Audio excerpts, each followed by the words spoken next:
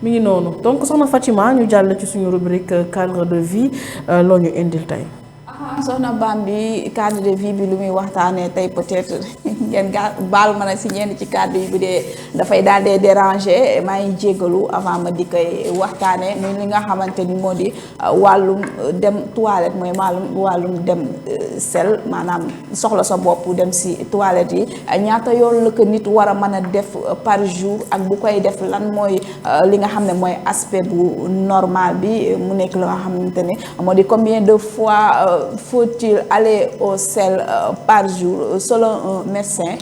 mu nekk sujet boo xamante ni dafa daal di xaw a tabou boo koy wax peut-être nit ñi dina leen xaw a déranger mais dafa nekk loo xamante ne nag dafa bokk ci suñu besoin quotidien yi maanaam loo xam ne tous les jours dañ ko war a def laaj bi ñu sant mooy existe-t-il un nombre de passages aux toilettes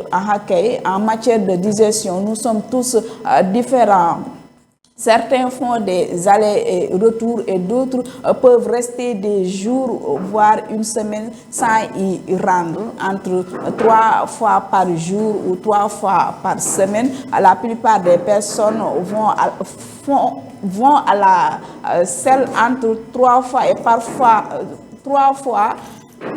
par jour et 3 fois par semaine. Tout ce qui se trouve dans cette fourchette est considéré comme normal maanaam nit ki nga xamante ni ci journée bi dem na 3 fois sel wala ci semaine bi dem na ci aussi 3 fois dañuy jàpp ne loolee lu normal la ci ki nga xamante ni mooy def loolu. L'aspect des sels a son importance. Il existe une échelle classant les types de sel par type de 1 à 7. Le type 1 semble à des crocs de lapin reflétant une constipation maanaam booy génnee loo xamante ni demee ni ay donju nu ki demee que ni noonu mën nañoo wax ni yow moom le da ngaa daal di serré waaye le type 7 entièrement liquide étant une diarrhée sévère maanaam ki nga xamante ni da ngay génne loo xamante ni day mel ni ndox loolu mën nañ koo considérer comme li nga xamante ni moo di les biir bu di la daw.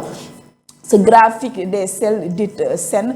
ressemble à celle des types 3 et 4. Si vous êtes dans l'un ou l'autre extrême pour changement d'alimentation et peut-être à prévenir si on n'est pas malade maanaam su fekkente ni yow sa sel yooyu dafa xaw a changer rek nekk na li nga xamante ni yow peut-être am nga garab goo jël wala lekk boo xamante ni jël nga ko te waroo koo jël mu indi la li nga xamante ni moo di la constipation wala li nga xamante ni moo di la diarrhée.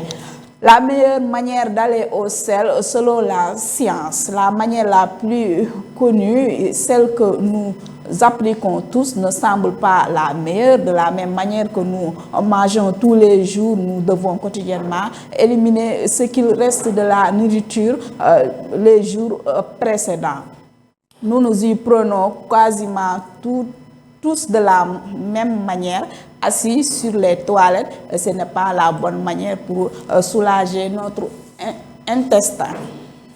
maanaam ñi nga xamante ni dañuy utiliser chaise anglaise yi peut-être dañuy yaakaar ni manière boobu moo baax ci dem toilette mais manière boobu baaxul bi gën li ñuy recommander mooy li nga xamante ni la position accroupie doit être privilégiée maanaam chaise yi nga xamante ni moo jëkk muy turc yi yooyu ñoo gën a baax li nga xamante ni moo di les chaises anglaises ndax boobu day fekk day nekk li nga xamante ni tu es droit ci chaise boobu nga daal di jonkon soxna Bambi waaye ba tey li nga xamante ni moo di les gaz aussi nekk na loo xamante ni bala ngaa dem sel souvent loolu mooy jëkk ñëw si yow pour les gaz nee nañ nekk na loo xamante ni bul ko di denc wala nga koy ruus di ko def il faut simplement écarter les fesses ou soulever une fesse pour que le vent passe tout droit et ne fasse pas les vibrations au niveau de celle-ci. Quant à l'odeur, oui, les gaz, ça peut se faire sentir et on n'y peut rien. Donc, en gros, ce sont des bactéries que nous avons dans notre microbiote intestinal qui font venir détruire les déchets qu'on ne va pas assimiler pour une pseudo-fermentation maanaam nit su bëggee ngelawal na ngelawal bu mu ko denc ndax loolu day nekk loo xamante ni souvent mën na ko jural beneen jàngoro ci biir yaramam soxna Bambi. Kontaan ci yow bu baax soxna Fatima, nous parlons du naturel donc y a pas besoin de s'excuser puisque doomu aadama lépp loo xam ne yàlla daf ko mooñaale ak moom yoon la ñu ciy waxtaan nga indi lu am solo maanaam dal di dem gànnuwaay mu nekk loo xam ne dafa bokk ci li nga xam ne mooy doomu aadama alors li nga wax lu am solo la ndax on va commencer par les gaz déjà ku ne xam na ne quand tu fais des gaz très souvent dafay susciter lu bari ci sa organisme mën nga ko ignorer après c'est pas parce que tu fais des gaz ou que tu en fais très souvent que rek y a un problème le plus important c'est d'aller voir de se rapprocher de quelqu'un boo xam ne xam-xamam màcc na ci mbir moomee ndax nag même si c'est dans l'ordre du naturel l'excès quand même peut dire autre chose d'accord maintenant bu ñu la nee ngelawal c'est naturel quand tu as envie de le faire fais-le ça ne te donne pas droit aussi de le faire n'importe où n'importe comment nit da ngay am jom nit da ngay am sutura ci sa bopp même bu fekkee ne lu bokk ci yow la c'est important alors les sels on nous fait savoir aussi que ni ci les jeunes sujets maanaam xale yi toujours dafa am différence de fréquence par rapport ak ñi nga xam ne mag ñi je pense que ni ça a rapport avec ni nga xam ne mooy suñu alimentation xale yi li ñuy lekk très souvent mooy li nga xam ne du am difficulté de digestion donc moo tax xale su lekkee loo xam ne il a des problèmes pour digérer muy jur yeneen yoo xam ne nii du dëppook li nga xam ne nag mooy wér-gu-yaram bu normal donc régime alimentaire dafa am solo parce que day répercuter ci li nga xam ne mooy les besoins naturels de la personne allant des gaz jusqu'au sel lu am solo la ñu bàyyi xel bu baax ci consommation de fibres ndax bokk na ci li nga xam ne nag mën na yombal nit ki ba du am benn problème parce que nag tout ce qui est en rapport avec les sels touche naturellement les intestins te loolu yaakaar naa moteur bu am importance la ci li nga xam mooy organisme doomu aadama donc Fatima andi nga lu am solo Ousseynou Fatima tey parle de besoins naturels elle s'excuser avant mais je vois pas le besoin de le faire parce que nag mbir moo xam ne na dafa bokk ci ñun. Effectivement soxna Bambi muy loo xam ni c'est naturel et c'est humain dans la mesure où ñëpp xam nañ exactement fi mu jógee ak fi mu jëm de toute façon ku ci nekk ak aussi li nga xam ni mooy fréquence bi nga wax ni moom nga koy utiliser peut-être fi may gën a focaliser wu mooy xale yi aussi comme ni nga ko waxee parce que xale morphologie am wala intestin am dafa am noo xam ni ñun mag ñi ni ñu yàlla bindee ak ñoom y a une très grande différence boo xam ni ñun mën nañ supporter yenn yi ñoom mënuñu ko supporter donc di leen surveiller aussi bu ñu bëggee def seen besoins naturels yooyu noonu c'est important soxna Bambi je pense que voilà c'est comme ni nga ko waxee c'est quelque chose de tabou au Sénégal et ñëpp xam nañ ni c'est naturel donc en parler aussi peut-être la nga cay wax moo dul bëri waaye ñëpp xam nañ ni c'est un phénomène boo xam ni c'est naturel. Tabou, je ne crois pas du tout Ousseynou, on n'en parle pas parce que c'est pas un sujet à débattre dans le grand public, c'est pas, je dirais pas que c'est pas important mais lu bokk ci doomu aadama di ko waxtaanee fa nga ko war a waxee rek parce que di fàttali aussi mettiwul c'est pas quelque chose de grave. Alors j'ai parlé tantôt de consommation d'énormément de fibres, en tout cas des aliments riches en fibres, mais c'est aussi important de s'hydrater pour ne pas rencontrer de difficultés par rapport à ses besoins naturels Mame Khadim. waaw di féliciter Fatou Niang ci sujet bi nga xamante ni indi na ko tey ci àllarba ji voilà xam nga organisme doomu aadama yàlla nu mu ko bindee da ngay xiif nga lekk li nga xamante ne moom nga lekk dafa am yenn yi nga xamante ni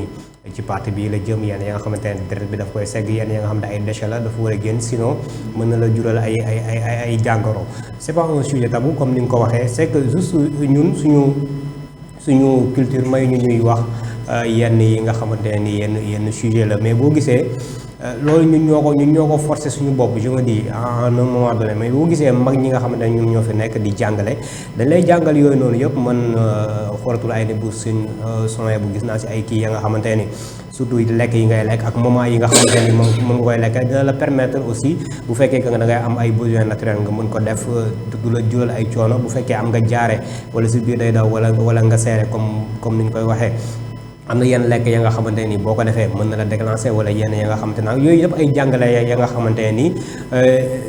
mais bon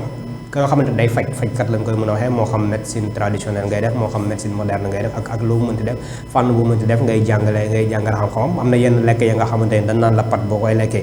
day daf lay sonal am na lekk ya nga xamante ne guddi dañ lay éviter loo nga lekk ko lu si mel ni ay viande rouge wala ay nangam dañ lay wax que ngay naan lu bëri dans la journée guddi gi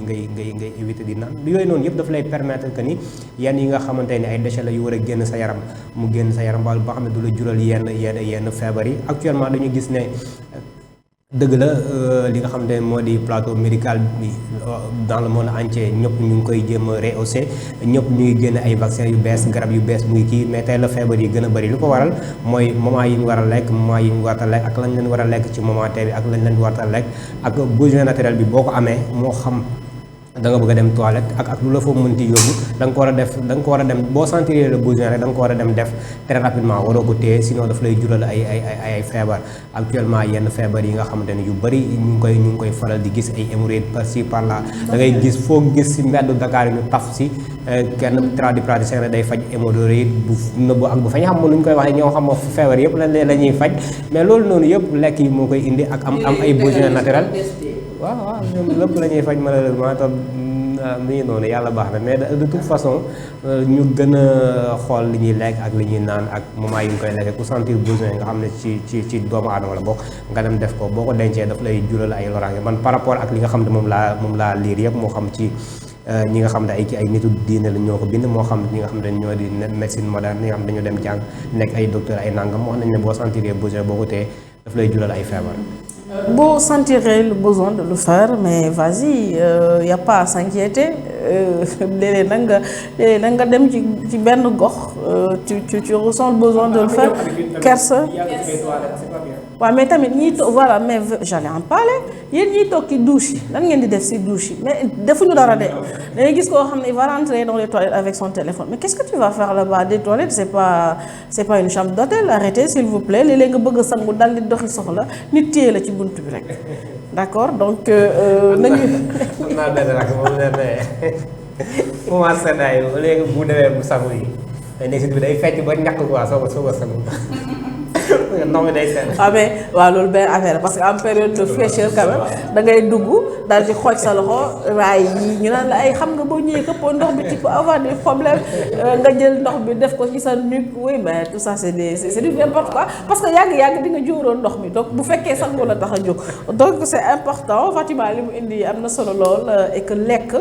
gannaaw xiif lekk j'allais dire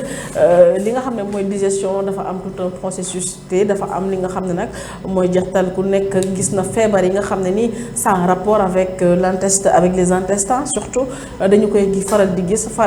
Khadim a parlé des hémorroïdes mu nekk loo xam ne c'est une réalité beaucoup de gens en souffrent maintenant yéen ñi nekk ak mag ñi ci biir kër yi d'accord bàyyi leen xel bu baax mag ñi parce que constipation lay jig na ab ndaw waaye jigul mag donc revoyez un petit peu ce que vous donnez à vos personnes âgées d'accord ngeen bàyyi leen xel bu baax ñuy naan ndox mu bari parce que loolu bokk na ci leen di dimbale ñuy drainer li nga xam ne mooy tous ces aliments yoo xam dafa war a jaar ci un processus de digestion normal pour mën a amal li nga xam ne mooy des selles normales comme tout le monde soxna Fatima s'il y a quelque chose à ajouter rek comme li nga wax mag souvent bu ñuy lu ñu gën a jëm mag constipation da leen di seere parce que lekkatuñu naanatuñu donc bu ñuy dem sel mën nañoo ñoom des fois sax mën nañ ko fàtte sax parce que seen alimentation moo demetul noonu donc yow mi nekk ak moom comme ni nga ko wax peut-être yaa koy jox alimentation boo xamante ne dina ko permettre mu faciliter ko mu daal di dem sel muy mag moom mu nekk ci kër gi souvent aussi comme ni nga ko wax yenn maladies telles que gastrique wala nga am li nga xamante ni moo di colopathie yooyu yëpp da lay permettre da lay pousser si ngay ngelawal sans du am benn ni nga ko waxee excès lay doon boobaa feebar la c'est normal mais da nga dem faju ji nga dem seeti docteur peut-être avec traitement bi ñu lay jox avec le traitement bi ñu lay jox loolu noonu mën na laa bàyyi parce que am na koo xamante ni dama koy gis day jàpp diggante fi muy jàppee ak fi muy jullijee ñàppam toj na mu bëgg a delluwaat dem jàpp ji donc loolu dafay nekk loo xamante ni feebar la tayoo ko da ngay dem faju ji peut-être da ngaa am problème gastrique comme ni ma ko waxee wala problème colopathie bala ngaa dem toilette day yàgg loolu ci yow mën nga toog 1 semaine voire 2 semaines sax doo ko def donc gazé boobu ngay gazé moom mooy peut-être soulager tuuti sa estomac bi pour nga mën a daal di féex tuuti waaye lu ci mën ci doon rek lépp loo xamante ni excès la moo xam biir bi daw bi la moo xam seere bi la demal nga seeti kër docteur ñoom ñoo si gën a xarañ soxna Bambi.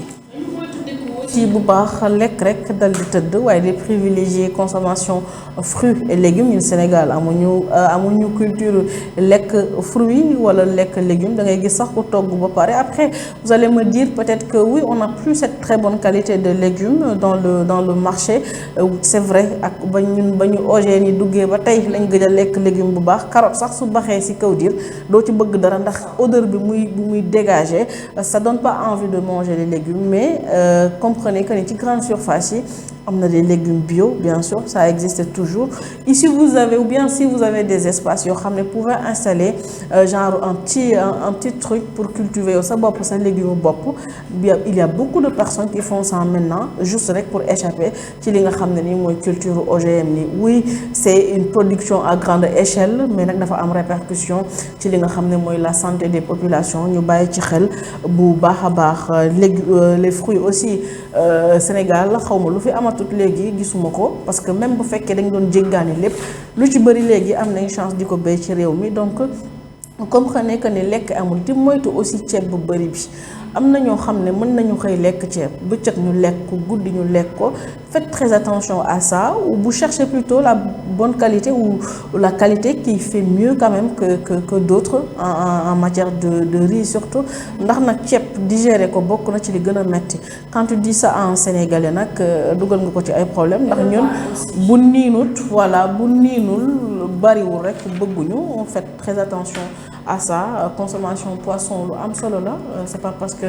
loolu lay dundee mais dafa bari li nga xam ne mooy njëriñ wàññi leen ceeb bi wàññi mburu mi dina tax ngeen mucc ci wàllu constipation lu am solo la donc merci à toi soxna Fatima ça a été un sujet d'une importance énorme ñu kontaan encore ci bu baax kontaan bu baax su suñu mbokku internet yi ñuy topp ci suba ba tey